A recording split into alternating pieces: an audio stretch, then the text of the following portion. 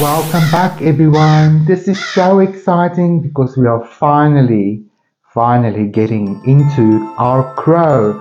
It's the final element on our reference material, and the most exciting bit of this entire painting is about to unfold. But let's get this creative flame of hope and creativity for the world going. Excellent. May all beings benefit.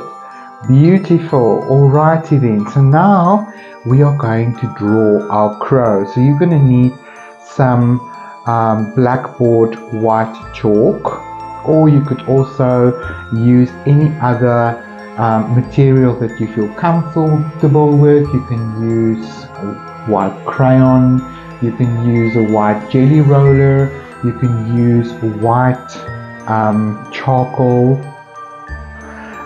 whatever you have at hand, just to give yourself a little bit of contrast, because you won't necessarily see pencil marks on this dark background. Right, if you're a beginner, I can also give you a tip. If it's difficult for you to draw the bird, you could also always cut it out and then put it on your canvas and just trace around it, just to get the outline basics done.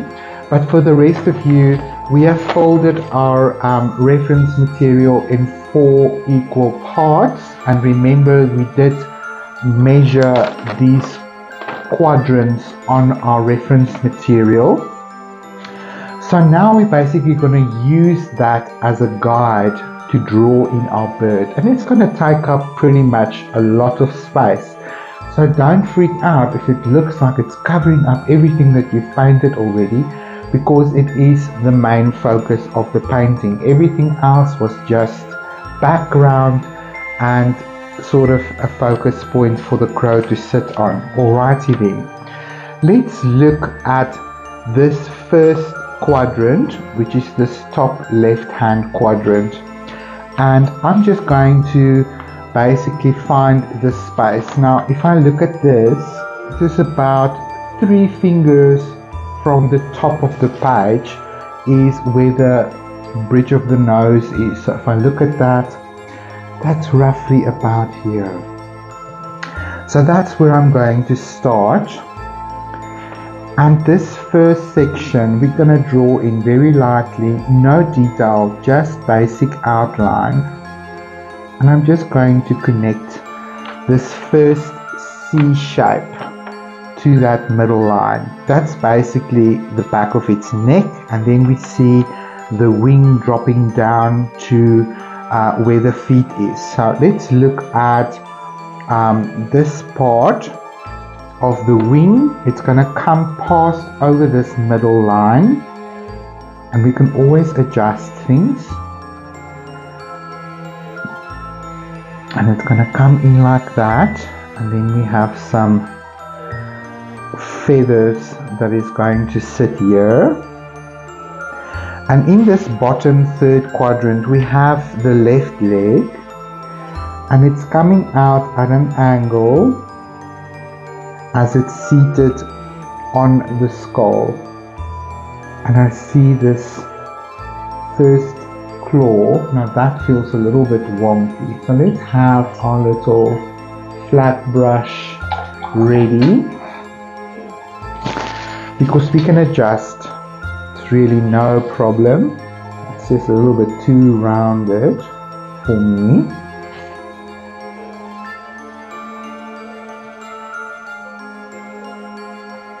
And we have this second toe coming in here, and there's a beautiful claw, and then it's parallel. Just want to pick up that water. That feels better. And then this claw is basically under the other claw, so it's just going to come out there. I'm just continually looking at what I see down here with the feathers. And then this paw is coming out from the inside the feathers. and it's this little toe, that little toe, and then this little toe is pointing down, and there's a beautiful claw, and a beautiful claw, and a beautiful claw. There we have that. Then the tail of the crow is in alignment with the skull, and it's coming down here all the way to the bottom almost. And I'm going to skip this detail because it's easier to draw it in than to go back up. So let's jump right back up to this starting point here. And it comes in a little bit, and the beak of the crow is coming like this. And I've just started with the sort of opening of the mouth so that I have a point where it can connect. And the bottom jaw goes back up. Beautiful. There's some feathers here, and then there's a nice bend, and we've got a beautiful wing that comes down to here. And you can see there is some moments there. Let's look at this main wing. It's basically starting in the second quadrant, about a finger beneath this bend, and it crosses over the first quadrant and back into this fourth quadrant, and then it basically makes a connection there. So there's some lines here, and there's some lines there. And we are just going to connect all of this beautifully. Nice. That's not important. Right. I quite like it. I like it a lot. I think we've got a beautiful outline of the crow. And I am very happy with its placement. So I think what we can do, don't worry about that details, Gideon. Here we go. I think what I want to do is I want to outline the crow with the light Arctic blue, and the reason why I say that is we need a bit of contrast in order to paint in this beautiful crow, and it is the reflection of the moonlight that we can now use to our advantage. So let me just move in my tool here, my palette. Okay, you can go to the side, you can go to a hole. Right, let's dispense a little bit of Arctic blue and get out your fine liner.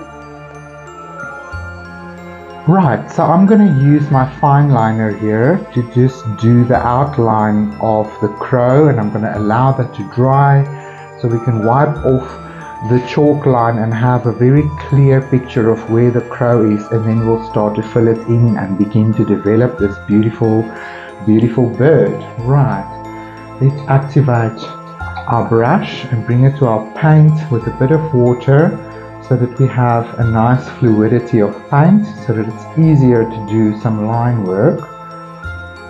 It's very frustrating to try and draw this if your paint is too thick. So I did mention in this art supply list that you can also use an acrylic marker. That is definitely also a way to do this. I'm going to go ahead and do the liner work with my brush. So then we go ahead again and we just follow along with our sort of line.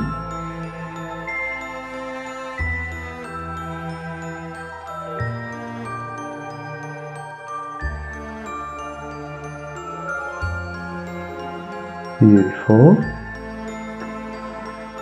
And we're gonna do all of the details later, so don't worry about details now. We just want to be able to find the crow. And if any of this line work sticks out, it's gonna just look like the moonlight is casting.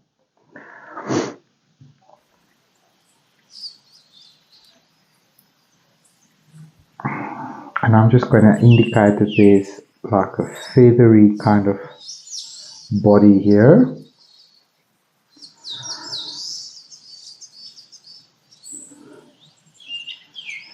And for the legs, I'm going to go very much on the inside of my chalk lines because they're quite chunky.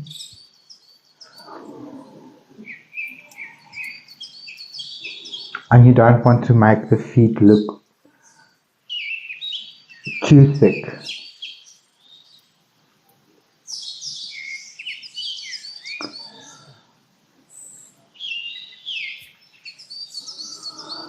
It's almost as wide as the brush.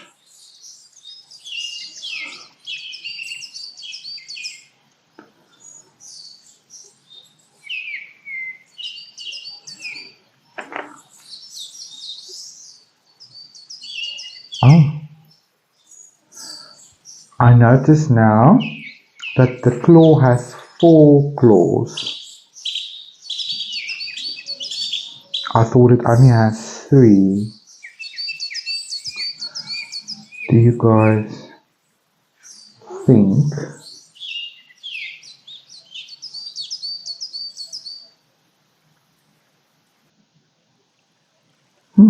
Okay. So there's a 4th claw here that I didn't even notice. You see?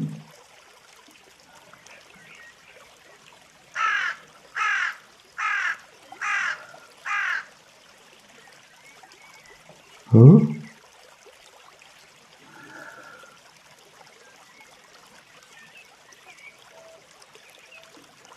There we go.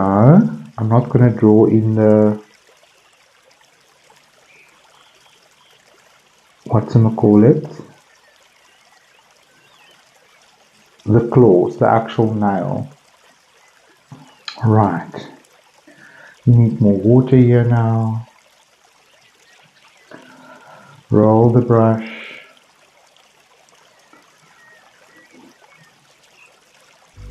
And whenever you feel intimidated by what you are painting, just constantly remind yourself that this is an art journey.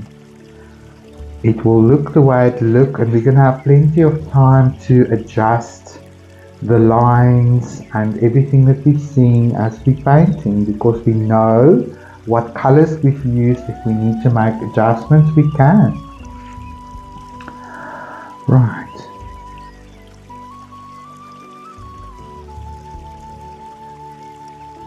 Oh, that's a very thick piece of paint.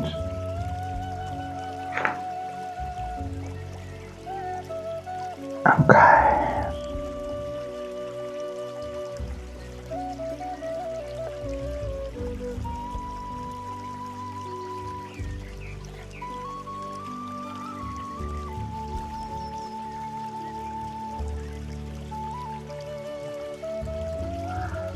There we have the tail feathers already. I'm going to go back to the top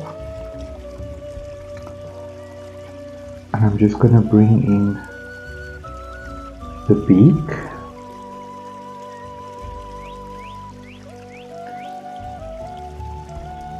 Just roll your brush, get the paint on the toe of your brush.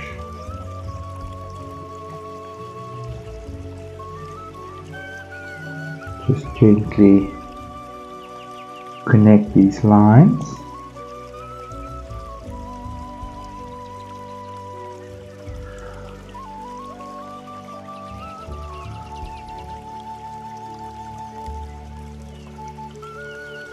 I know you guys won't be able to see much there because it's pretty much over the moon.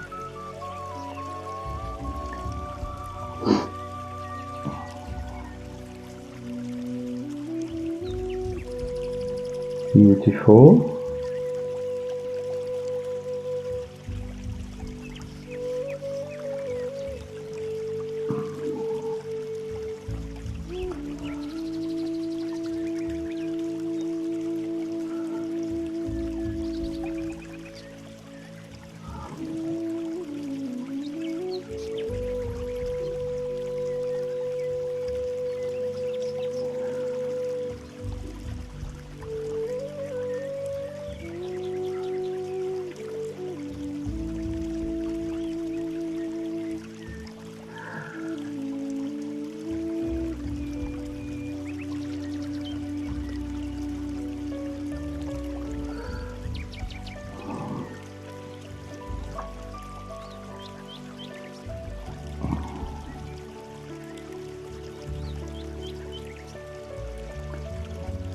Right. I think that's the most important details.